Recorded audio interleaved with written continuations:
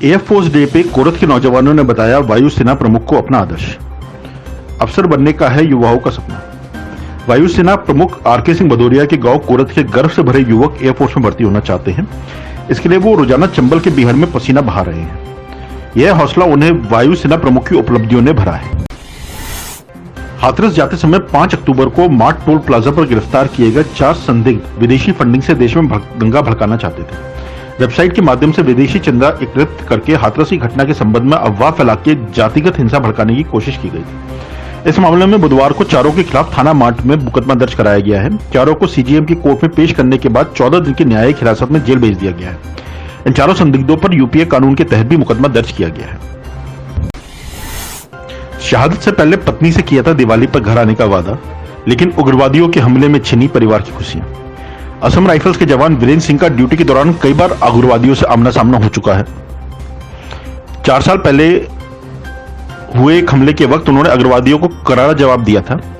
उस समय गोली उनके सिर को छू के निकल गई थी। ताजनगरी में इस साल सितंबर तक 76 हत्याएं हो चुकी हैं। इसमें 70% में कातिल परिजन, रिश्तेदार या करीबी लोग रहे हैं। लॉकडाउन के दौरान लूट और चोरी की वारदातों में तो कमी आई है, लेकिन हत्या का ग्राफ नीचे नहीं आया। लॉकडाउन खत्म होने के बाद भी इसमें कोई कमी नहीं हुई है। इस साल कोरोना वायरस के संक्रमण के कारण मार्च, अप्रैल और मई में लॉकडाउन रहा था। इसके बाद धीरे धीरे कर अनलॉक हुआ है। अनलॉक के साथ अपराध का आंकड़ा भी बढ़ता चला गया। इस साल लूट की 35 वारदातें हुई हैं, जबकि हत्या की 76 हुई हैं।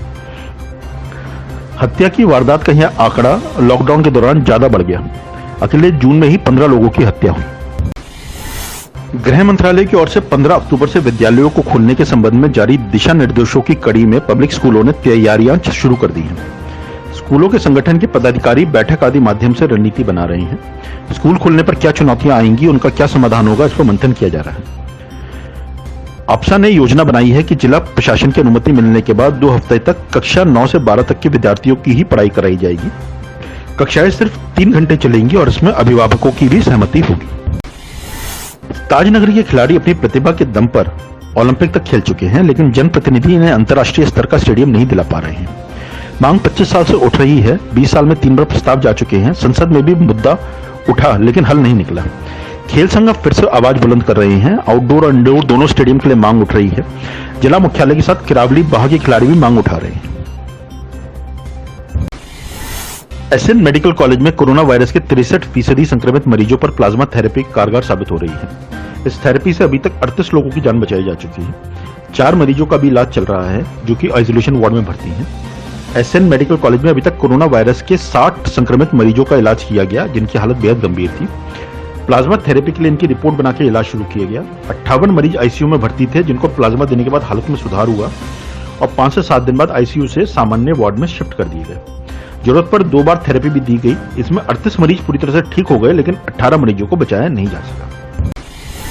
आगरा में चमड़ा उद्योग समेत व्हाइट श्रेणी के 156 और ग्रीन श्रेणी के 28 उद्योगों की अनुमति देने पर नेशनल ग्रीन ट्रिब्यूनल ने रोक लगा दी।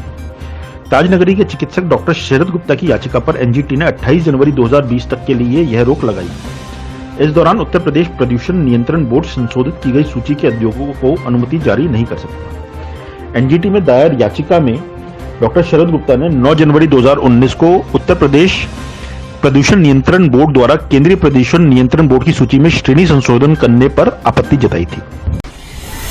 आगरा के थाना शाहगंज में मंगलवार को विवाद में एक पति ने पत्नी का सर फोड़ दिया, उसके बाद भाग निकला।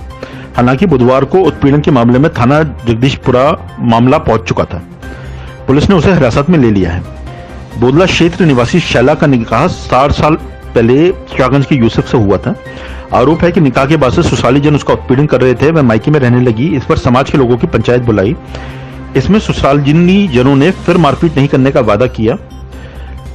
वह ससुराल वापस आ गई, लेकिन कुछ महीने बाद फिर से उत्पीड़न होने लगा।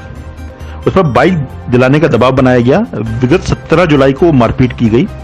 मायके से परिजन आए तो उनसे भी अभद्रता करी गई। में 56 नए मरीज और मिलने से बुधवार को संक्रमितों का आंकड़ा 6110 पहुंच गया है। डीएम प्रभु एन सिंह ने बताया कि 72 नए मरीज डिस्चार्ज हुए हैं। कुल 5436 मरीज स्वस्थ हो चुके हैं। 129 संक्रमितों की मृत्यु हो चुकी है। 545 मरीज उपचाराधीन हैं। जिले में 2,07,022 लोगों के सैंपल टेस्ट किए जा चुके हैं।